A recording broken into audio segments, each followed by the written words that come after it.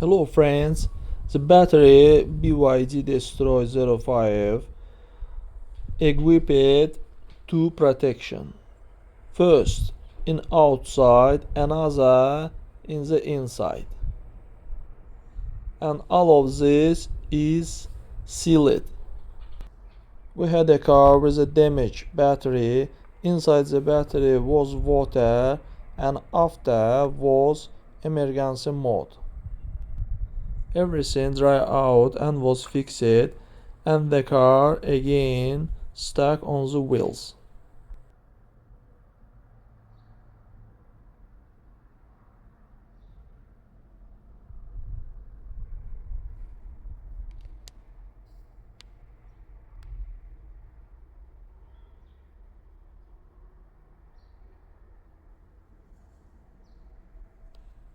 That's all guys. Subscribe to our channel, put like, and don't forget to put a bell so as not miss new video on the channel.